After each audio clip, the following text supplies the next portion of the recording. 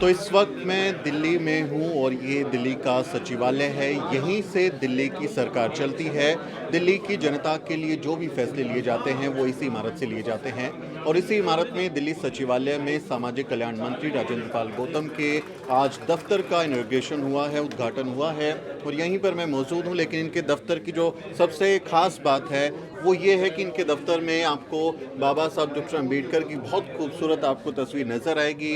यहाँ भारत का संविधान है जो प्रियम्बल है, we the people of India, आप उस प्रियम्बल को देख सकते हैं। और साथ में जैसा कि आम आदमी पार्टी आजकल राजनीति जिन प्रतीकों का करती है, भगत सिंह और बाबा साहब डॉक्टर अम्बेडकर, उनके प्रतीकों का यहाँ इस्तेमाल है।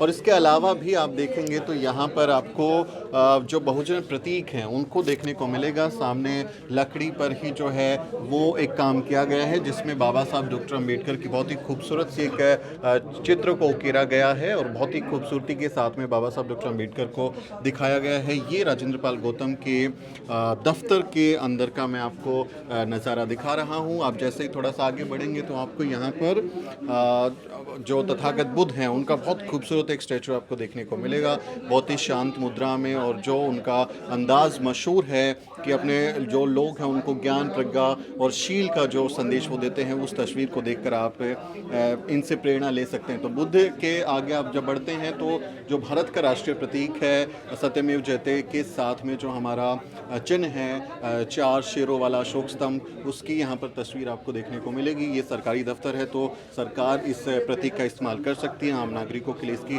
मनाही होती है। लेकिन बहुत ही खूबसूरत एक राष्ट्रीय प्रतीक, राष्ट्रीय चिन्ह अशोक स्तंभ का यहाँ पर इस्तेमाल किया है। बहुजनों की विरासत का प्रतीक है, सम्राट अशोक जो बौद्ध अनुयायी थे उनका प्रतीक है, तो वो बहुत खूबसूरती से यहाँ पर दिखाया गया है।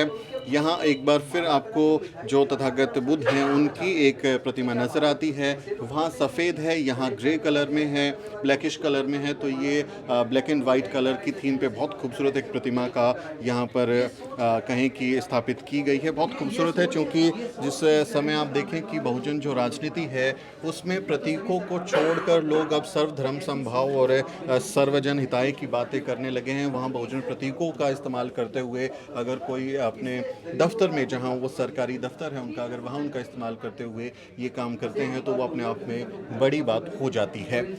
तो मेरे साथ हैं दिल्ली के सामाजिक कल्याण मंत्री राजेंद्र पाल गौतम। मैं आपका दफ्तर घूम रहा था और बहुत खूबसूरत बनाया है, लेकिन सबसे प्यारी चीज़ है कि यहाँ प्रतीक जो है बहुजन प्रतीक, बाबा साहब डॉक्टर अम्बेडकर, तथागत बुद्ध और सम्राट अशोक की निशानी, हमारा राष्ट्रीय चिन्ह, भारत के संविधान की प्रस्तावना, बिल्कुल भी भारत संविधान की प्रस्तावना भी है। तो इन प्रतीकों का चुनाव क्यों किया?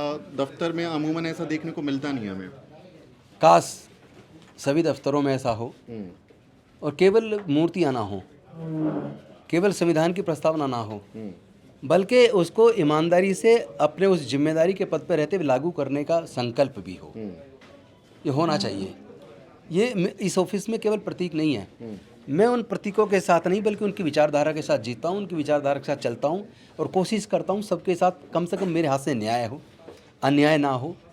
मैं किसी भी प्रकार के पाखंडवाद, अंधविश्वास, छुआछूत, ऊंच नीच, जातिवाद, इस तरह की सब चीज़ों के बिल्कुल खिलाफ हूँ, सख्त खिलाफ हूँ। मुझे ये पसंद है जो बाबा साहब कहते थे कि पहले भी मैं भारतीय हूँ और अंत में भी भारतीय हूँ। और कुदरत ने लोगों को इंसान बनाया है, जातियाँ और धर्म इंसानों ने बनाई हैं जी। तो हम लोग अच्छे इंसान बने, अच्छे नागरिक बने, सबको साथ लेके चले, सबके लिए मंगल भावना हमारे मन में होनी चाहिए।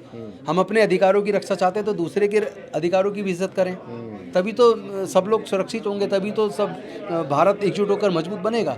वरना तो जो विषमता का जो वातावरण देश में बढ़ रहा है, जो जाति और धर्म पूछ के हत्याएं हो रही हैं, कहीं घड़े छूने पे हत्या हो रही है, कहीं पे घोड़ी पे बारात निकालने पे हमला हो रहा है और कहीं महिलाओं के साथ बलात्कार करके हत्या हो रही है, कहीं मूंछ रखने पे हत्या हो रही है, तो ये कैसा भारत है? कहीं रेप करके उनको पेड़ से लटका के मार दिया जा रहा है। इससे भारत शर्मसार होता है, इससे देश की बदनामी होती है।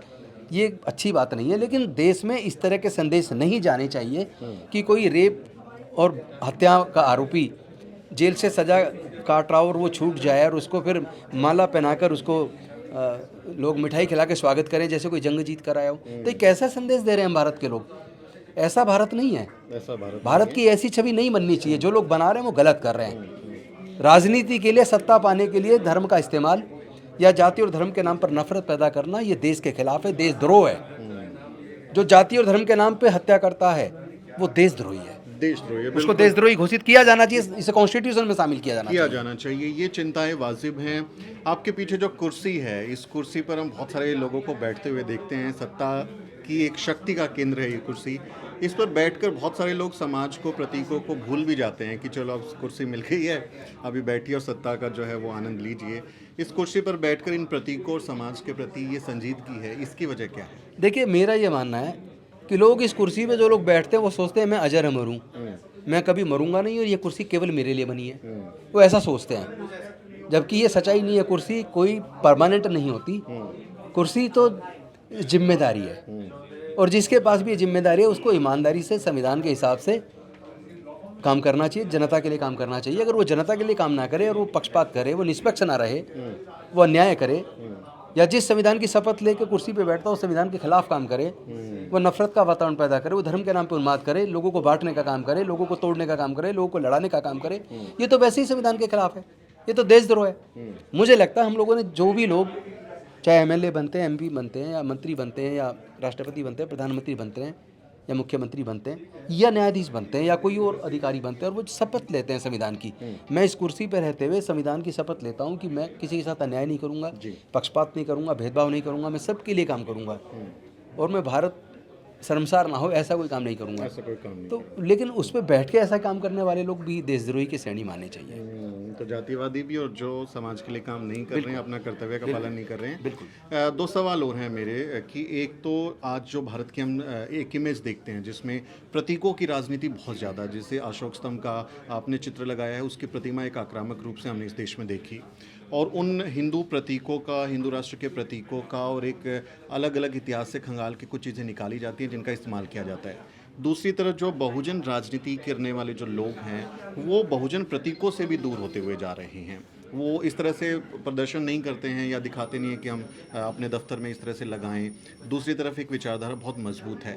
तो आपको लगता है कि जो मौजूदा दौर है जिसमें ये हिंदूकरण और तमाम तरीके के ध्रुवीकरण चल रहे हैं, इसकी काट के तौर पे ये हमारे प्रतीक, हमारे विचारधारा, हमारे पुरखे और सामाजिक न्याय जो है वो बन सकता है?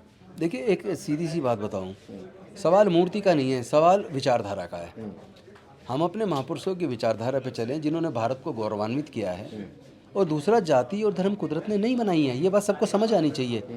कुदरत ने हमें इंसान के तौर पे पैदा किया। मुझे एक आदमी बता दो जो गंभीर बीमार हो जाए और डॉक्टर इलाज के दौरान कहे कि आपको बड़ा ऑपरेशन होना है, आपको 20 यूनिट ब्लड का इंतजाम करना है, और उसने ब्लड का इंतजाम करते वक्त कहा हो मुझे इस जाति का या इस धर्म का ब्लड चाहिए, तब तो वो कहता मैं इंसान हूँ, इंसान का ब्लड चाहिए, जानवर का नहीं चढ़ सकता मेरे को।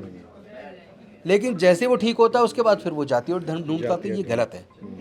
मुझे लगता है कि हम लोग को कुर्सी पर बैठकर न्याय की भावना के साथ काम करना चाहिए, देश को आगे बढ़ाने की भावना के साथ काम करना चाहिए, सबको साथ लेकर चलें, और सबके हिस्से में सरकार की जो भी देश की संपदा है वो सबके हिस्से में आनी चाहिए। सबके हिस्से में आनी चाहिए। विकास सबके हिस्से में आना चाहिए। सबका विकास, सबका साथ, ये तो नारा हो गया। आखिरी सवाल ले रहा हूँ। मिशन जय भीम की बातें हुई थी, पिछली बार आपने धम्म रथ यात्रा की शुरुआत की है, विजयदशमी भी आने वाली है, क्या योजनाएं हैं मिशन जय भीम और जो बौद्ध धर्म की विरासत के प्रति अपने लोगों को लौटाना है, वो कहाँ तक पहुँचा है, क्या अभी प्लान है? सच बताऊं तो बहुत तेज़ी से चल रहा है। जहाँ भी जा रहा हूँ हर जगह लोग मिशन जय भीम की खुद चर्चा करते हैं, कहते हैं कि इतना बड़ा काम, इतना अच्छा काम, ये तो होना चाहिए, हम भी जुड़ना चाहते हैं। फिर हम उनको नंबर देते हैं कि आप इस नंबर पे जुड़ जाइए, इस नंबर पे बात कीजिए, और पूरी इतनी तेज़ी से लोग बढ़ रहे हैं। खुशी की बात ये कि मतलब सभी जाति धर्म के लोग जुड़ रहे हैं। वो सभी कह रहे हैं कि इसका उद्देश्य बहुत पवित्र है, इसी से भारत महान बनेगा, इसी से भारत का गौरव बढ़ेगा।